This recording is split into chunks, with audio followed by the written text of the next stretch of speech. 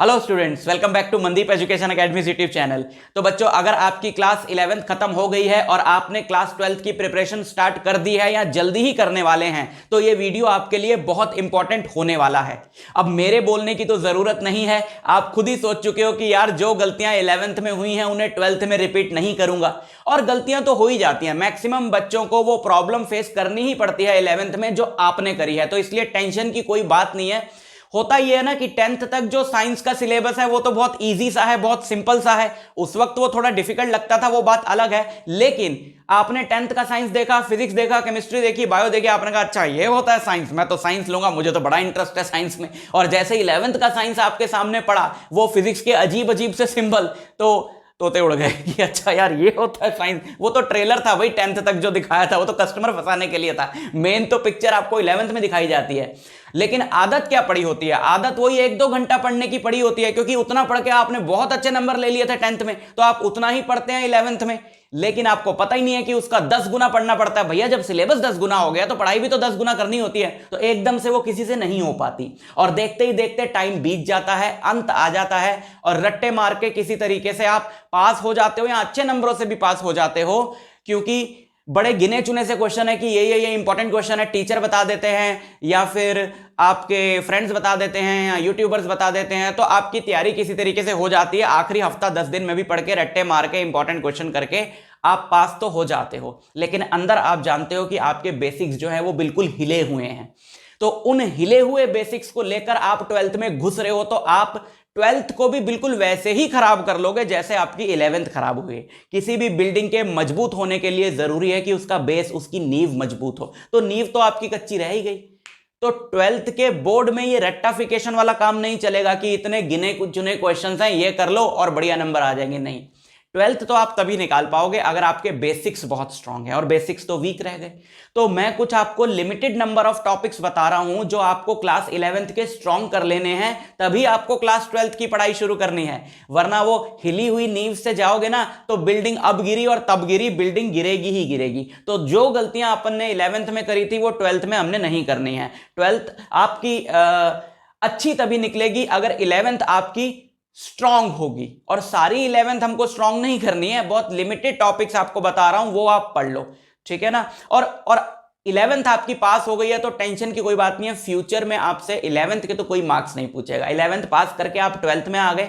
गलती सबसे होती है, गलती करने का मतलब ही इंसान होना है यार। पत्थर तो गलती करेंगे नहीं, तो हमसे गलती हुई है, हम इंसान है, कोई बात नहीं, सबसे होती है। दूसरी गलती से भी बड़ी गलती है कि हम उस गलती को रिपीट कर रहे हैं। तो जो गलतियां हमने 11th में करी वो 12th में नहीं करनी। तो मैं आपको बताता हूं कि कौन कौन से, ये तो मैंने चैप्टर या टॉपिक नेम्स लिखे हैं, इनके अंदर आपको क्या क्या पढ़ना है। लिमिटेड टाइम है क्योंकि आपके पास, मैं चाहता हूं आप 12th की जल्दी से जल्दी प्रिपरेशन स्टार्ट कर दो। तो मैं आपको बताता हूं इसके अंदर का आपको क्या क्या पढ़ना है, मेन चीजें। फिजिक्स की अगर मैं बात करूं तो बच्चों, वेक्टर्स स्ट्रॉन्ग किए बिना 12th स्टार्ट भी मत करना। पहले ही चैप्टर में वेक्टर से रिलेटेड बहुत क्वेश्चंस आने वाले हैं, तो फिर आपको लगेगा यार मैं फिर फंस गया, फिर वही, अब चीज समझ नहीं आती है, बोरिंग लगती है, पढ़ने का दिल नहीं करता है, तो फिर वो जो पेंडिंग काम है वो पाइलअप होता जाता है, इतना ज्यादा बढ़ जाता है बाद में, फिर तो बिल्कुल भी मन नहीं करता। तो पहला स्टेप क्या है? पहला स्टेप क्या है कि हम अपने बेसिक्स ठीक करें ताकि हमें चीजें समझ में आने लगें। तो बिना वेक्टर्स पढ़े आप 12th के फिजिक्स को हाथ भी नहीं लगाओगे। हाँ, स्टार्टिंग के 1-2 टॉपिक आपको समझ में आ जाएंगे, व्हाट इज चार्ज और ये वो, जहां से कूलम लॉ आ गया, सुपरपोजिशन प्रिंसिपल आ गया, वहां से आपको एक भी न्यूमेरिकल समझ नहीं आने वाला अगर आपको वेक्टर्स नहीं आते। और इनको स्ट्रॉन्ग करने में मैं आपकी हेल्प करूंगा ना। वेक्टर्स पे मैंने बहुत बढ़िया टॉपिक्स बनाए हुए हैं, लेक्चर्स बनाए हुए हैं, डिटेल में बनाए हुए हैं, उन्हें देख लो बस, उनका लिंक डिस्क्रिप्शन में दिया हुआ है, वहां से समझ में आ जाएगा। कहीं और से अच्छा आता वहां से देख लो। लेकिन वेक्टर का एक एक चीज, वेक्टर फॉर्म में क्वेश्चन अगर आपको सॉल्व करना आ गया ना IJK की तरह, तो बल्ले बल्ले है, फिर आपको कोई नहीं रोक सकता 12th में मार्क्स लाने से, ठीक है। वेक्टर्स को बहुत अच्छे से स्ट्रॉन्ग कर लेना। फिर लॉज ऑफ मोशन सारा ही आपको अच्छा हो तो बहुत बढ़िया है, लेकिन 12th के लिए मैं आपको कहूंगा वो जो पार्ट है ना, वेरियस फोर्सेस इन मैकेनिक्स और फ्री बॉडी डायग्राम्स, है ना, फोर्सेस लगाते हैं, टेंशन इधर, नॉर्मल रिएक्शन ऐसे लगता है, वेट ऐसे लगता है, फिर उनके कॉम्पोनेंट्स लेते हैं। कॉम्पोनेंट्स लेना तो आप यहां पर सीख जाओगे। फ्री बॉडी डायग्राम बनाते हैं, उससे इक्वेशन बनाते हैं F=ma, एक्स और वाई की अलग अलग, ये आपको आना बहुत जरूरी है, ठीक है ना। और वेव्स के बेसिक्स, कि वेव की इक्वेशन क्या होती है, फेस डिफरेंस क्या होता है, इंटरफेरेंस क्या होता है, बट ये स्टार्टिंग के चैप्टर्स में जरूरत नहीं है, तो अभी के लिए अगर आप छोड़ दोगे तो कोई दिक्कत नहीं है, लेकिन ये दोनों जरूर करना। अच्छा, फिजिक्स में तो काफी कम पार्ट है जो आपको चाहिए 12th की पढ़ाई करने के लिए, क्योंकि काफी डिफरेंट सिलेबस है, उस पर भी बात करूंगा मैं एक वीडियो में, बट ये तो बहुत जरूरी है, इसके बिना बच्चों नहीं जाना। ठीक है, केमिस्ट्री की बात करूं तो स्टोइचियोमेट्री जो पहला चैप्टर था केमिस्ट्री का, जिसमें आपने मोल कंसेप्ट सीखा, ठीक है, ग्राम मॉलिक्यूलर मास और नंबर ऑफ मोल्स कैसे निकालते हैं, वो सारी चीजें, रिएक्शंस में कैसे यूज करते हैं, लिमिटिंग रिएजेंट, वो सारी चीजें आपको आनी जरूरी हैं। केमिस्ट्री उसके बिना आगे नहीं बढ़ सकती, तो पहला चैप्टर स्ट्रॉन्ग कर लेना। ठीक है, एटॉमिक स्ट्रक्चर का कुछ पार्ट जैसे इलेक्ट्रॉनिक कॉन्फ़िगरेशन हो गई, वो क्या होती है, एटम का स्ट्रक्चर हो गया, और कुछ पार्ट जो है, एटॉमिक स्ट्रक्चर तो एटम का स्ट्रक्चर हो गया ना, एटॉमिक स्ट्रक्चर में तो मेनली इलेक्ट्रॉनिक कॉन्फ़िगरेशन और क्वांटम नंबर्स पढ़ लेना। और कुछ पार्ट है इसका, जैसे कि आपने एटॉमिक स्ट्रक्चर के अंदर पढ़ा होगा डी ब्रॉगली हाइपोथेसिस, या फिर आपने पढ़ा होगा बोर्स थ्योरी, ये सब फिजिक्स में आएगा 12th में, लेकिन वो बाद में आएगा, तो वो वाला पार्ट छोड़ भी दोगे तो चलेगा। पीरियोडिक क्लासिफिकेशन अच्छे से कर लेना, पूरा पीरियोडिक टेबल के बेसिस पे आगे चैप्टर्स आने वाले हैं 12th में, तो ये पीरियोडिक टेबल में अगर आपको कोई कंफ्यूजन होगी कि कौन सा ग्रुप कहां पे होता है, ग्रुप्स क्या होते हैं, पीरियड्स क्या होते हैं और प्रॉपर्टीज कैसे चेंज होती हैं, तो आपको बड़ी दिक्कत आएगी, रट्टे मारने पड़ेंगे, भूल जाओगे। तो रट्टे ना मारने पड़े, केमिस्ट्री में भी लॉजिक्स हैं, ये चैप्टर अच्छे से कर लेना। ठीक है, basics of organic chemistry chapter था, ठीक है, some basic principles of organic chemistry, और उसके साथ था हाइड्रोकार्बन्स। ये दोनों चैप्टर्स अच्छे से स्ट्रॉन्ग कर लेना। हालांकि इनकी जरूरत केमिस्ट्री की सेकंड बुक में है, तब इनकी जरूरत पड़ेगी, लेकिन बहुत स्कूल्स में सेकंड बुक पहले कराई जाती है, तो अगर आपके स्कूल में भी सेकंड बुक पहले शुरू हो रही है तो आपको ये चैप्टर्स करके जाने होंगे स्ट्रॉन्ग। रिडॉक्स रिएक्शंस का कुछ पार्ट कर लेना, जैसे सेल पोटेंशियल और वो सब, वो आपका इलेक्ट्रोकेमिस्ट्री एक चैप्टर आएगा उसमें यूज होगा, नहीं भी करोगे तो चलेगा, 12th में भी सीख जाओगे।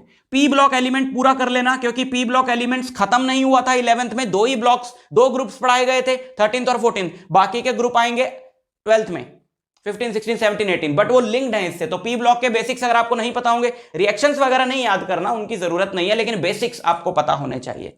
मैथ्स की अगर मैं बात करूं तो रिलेशन एंड फंक्शन अच्छे से आप करना, अपना जो 11th का था।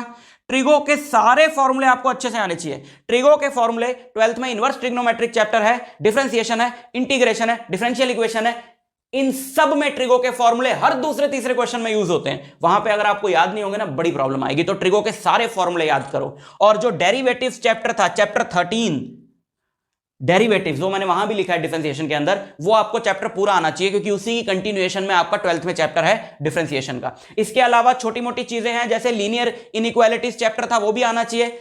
उससे रिलेटेड एक चैप्टर आएगा लीनियर प्रोग्रामिंग, बट वो बाद की बात है। स्टार्ट करने के लिए ये और एटॉमिक स्ट्रक्चर, पीरियोडिक क्लासिफिकेशन, और अगर सेकंड बुक स्टार्ट होती है तो ये, और मैथ स्टार्ट करने के लिए ये बहुत जरूरी है, ये बहुत जरूरी है, और ये बहुत जरूरी है। ठीक है, समझ में आ गई बात? ये मैंने इधर इसलिए लिखा है क्योंकि ये कॉमन है, this is common to all 3 subjects. Differentiation, integration chemistry में भी कई जगह पे आ रही है, 11th में भी आई थी ना थर्मोडायनेमिक्स के डेरिवेशन में, 12th में भी आएगी केमिकल काइनेटिक्स में, डेरिवेशन में आएगी फिजिकल केमिस्ट्री के अंदर, डिफरेंशिएशन भी, इंटीग्रेशन भी। ये वीक रह गई तो दिक्कत होगी, और 12th के पूरे फिजिक्स में यूज होगी ये दोनों चीजें, जैसे 11th में यूज हुई हैं। तो इसलिए जो ये वाला पार्ट है ना, जो मैथमेटिकल टूल्स होते हैं, तो ये तो अगर आपके वीक रह गए तो फिर तो दिक्कत है ही है। तो मैथमेटिकल टूल तो अपन ने स्ट्रॉन्ग करने हैं, इसके भी मैं आपको लेक्चर दे रहा हूं। लॉगरिथम्स आना चाहिए, फिजिक्स में उतनी जरूरत नहीं है, 1-2 जगह पे पड़ेगी, लेकिन केमिस्ट्री में बहुत जरूरत है इसकी। और इक्वेशन ऑफ लाइन,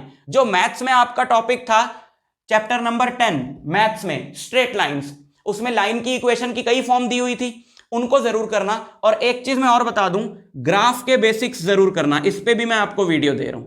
ये कुछ बेसिक चीजें हैं, इन पे थोड़ा टाइम लगाओ, इन पे जितना टाइम लगाओगे उतना ही कम टाइम आगे लगाना पड़ेगा। नींव जितनी मजबूत होगी, बिल्डिंग जल्दी जल्दी बन जाएगी, वरना बिल्डिंग बनाते रह जाओगे, बनाओगे फिर गिरेगी, बनाओगे फिर गिरेगी, बनाओगे फिर गिरेगी। तो ये नींव है।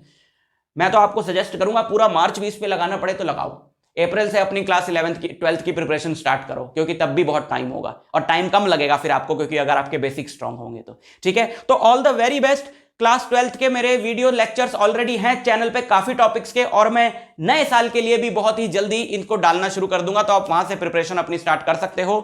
All the best. वो दिक्कत आपके साथ नहीं आएगी जो 11th में आई थी, अगर आप ये सारी चीजें फॉलो करोगे तो। मैं आपसे मिलता हूं नेक्स्ट लेक्चर में।